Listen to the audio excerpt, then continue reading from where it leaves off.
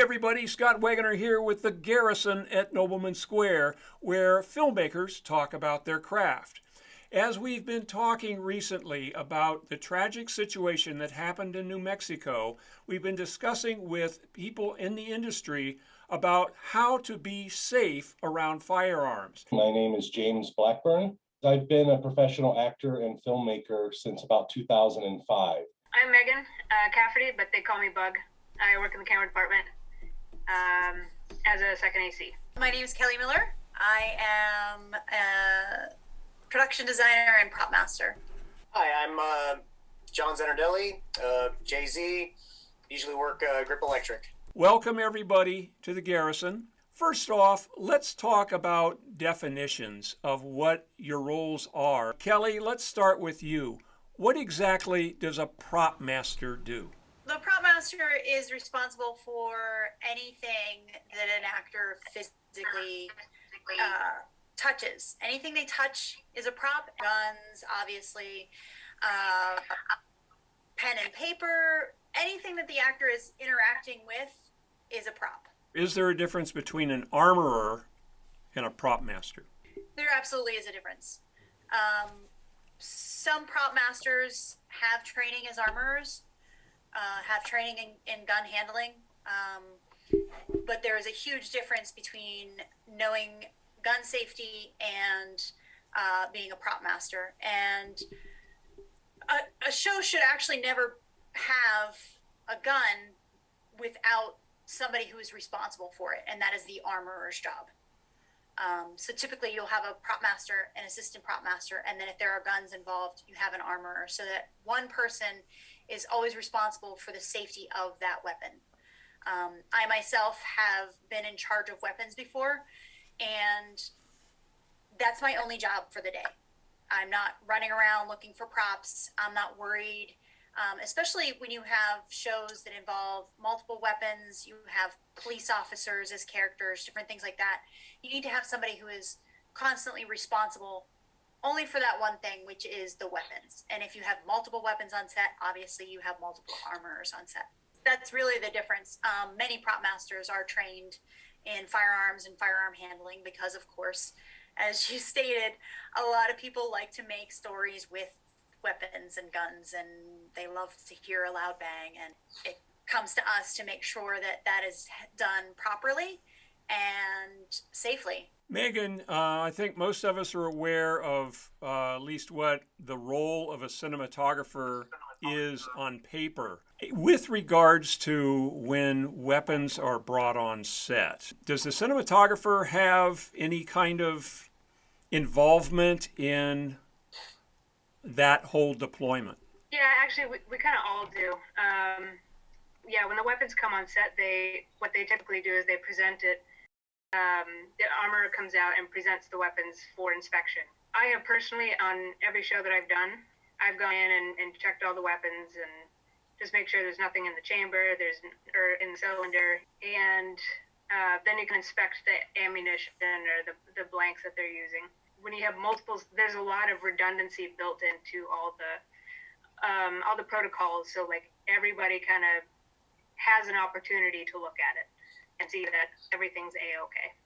Does that usually happen simultaneously, that you have all eyes on the weapon inspecting it at the same time, or is it kind of handed from one person to the other? Well, it never leaves the armorer's person, so the armorer can come around and they kind of stand there. They can go to each person and say, are you okay with this? Are you satisfied with this? And then when all the key people have said, yep, looks good to me, then we get into the scene.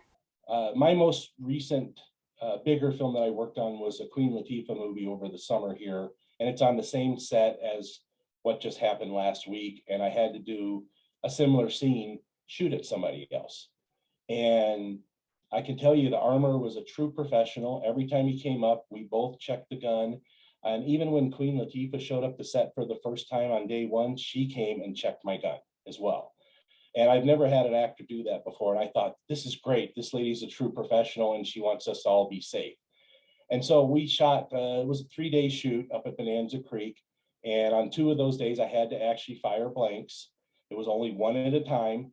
And the guy that I was shooting at, I never pointed the gun right at him. Plus he was 50 or more feet away, but I'm always off to the side of a human being, even with the blank in the gun, just in case. And it went really smooth. And the armorer, like I said, he was there with me, standing right by my side.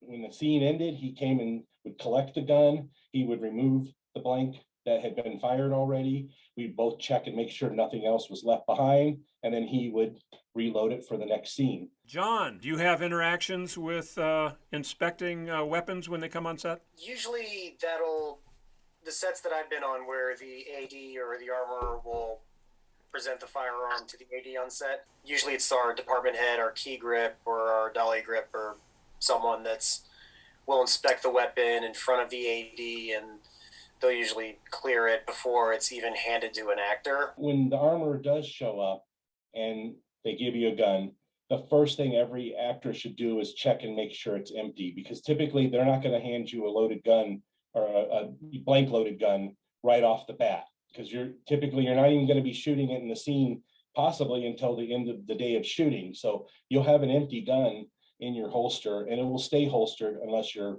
directed otherwise to do something.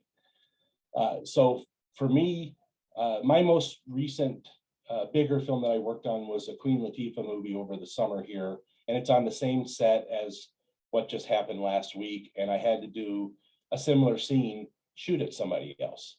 And I can tell you the armorer was a true professional. Every time he came up, we both checked the gun. And even when Queen Latifah showed up to set for the first time on day one, she came and checked my gun as well. And I've never had an actor do that before. And I thought, this is great. This lady's a true professional and she wants us to all be safe. And so we shot, it was a 3-day shoot up at Bonanza Creek. And on 2 of those days, I had to actually fire blanks. It was only one at a time. And the guy that I was shooting at, I never pointed the gun right at him.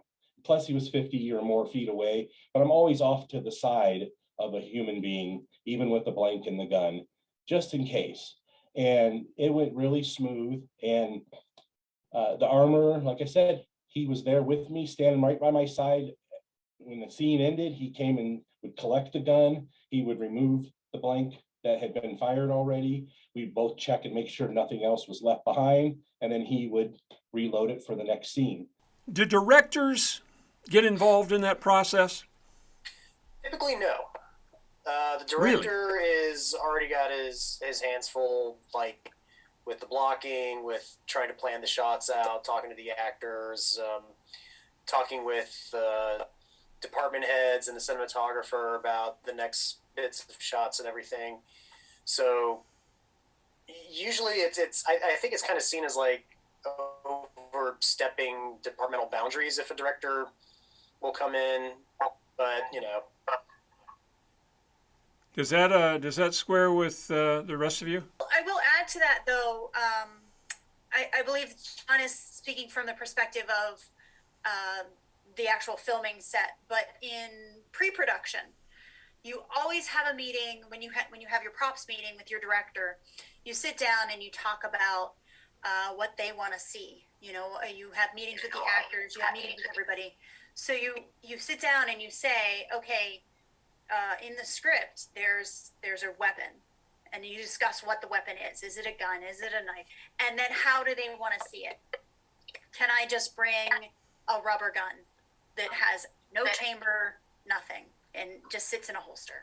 And maybe gets drawn, maybe doesn't. And then does it need to fire? And what are the implications of that? And I've worked everything from very low budget to very high budget projects. And I did a low budget project where I had this specific discussion with a director, and I said, okay, there's a Russian roulette scene where the character, it's a teen, he's spinning the barrel and he puts it to his head.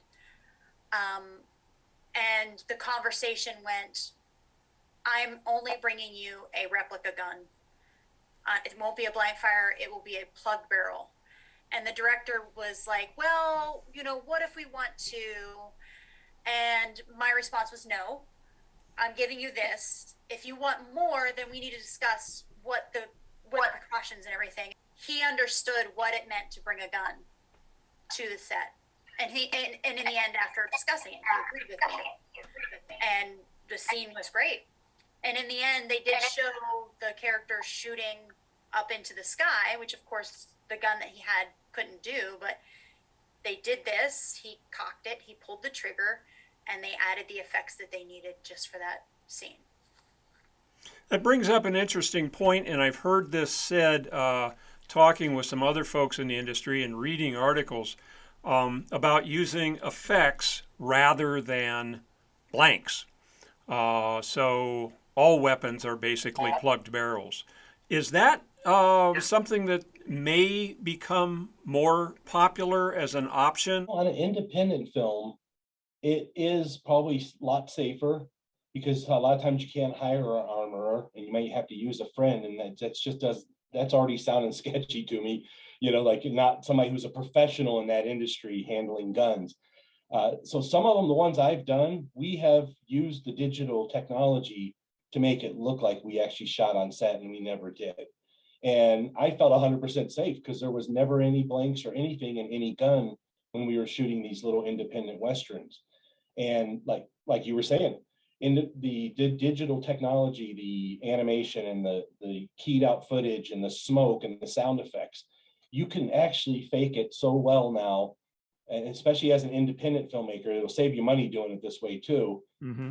You can fake it so well that nobody will be able to tell. I think that's a case-by-case basis. Mm-hmm. Obviously, the TV show Blue Bloods, they use a lot of weapons. They use weapon fire on a regular basis. They have an extremely tight protocol that goes along with that. They do actors training, they do training on set, and they do safety meetings, and obviously they do the demonstration of the gun before every take, which should be how it's handled. Sometimes it's only done once, and then you'll do multiple takes, but it should be done with every take. But a lot of people are getting away from it because it's not necessary with editing and special effects and everything else. It's just an outdated practice. Megan, what are your thoughts? I guess now the tide is turning a bit, so I feel like that we are going to start moving in that direction. John? From where we are in the Midwest, it would be a wonderful thing to be able to get a lot of the prop guns, and absolutely it would make every single person on set feel a lot safer. Hopefully, like when we get productions that come to town, they'll actually, they will spend the extra bucks it would take to bring these the prop guns in. They'll actually fire the CO2 canisters and everything, because essentially all the productions I've been on that have used a firearm have had to be cleared. So it would be nice to steer in that direction. It'd be nice to steer in that way, and hopefully the tides do turn. I can see other directors that would keep pushing for the realism, but I do hope that they start considering their crews for, the safety of their crews. Hey everyone, that's just about all the time we have here. Thank you very much for a very informative conversation. And as always, stay safe out there.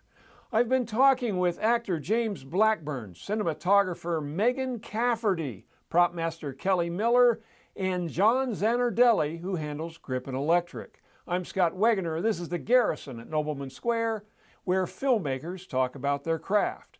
I hope you'll take what we've heard here today and apply it on your next film set. Remember, safety is always job one. And until next time, stay focused and keep those batteries charged.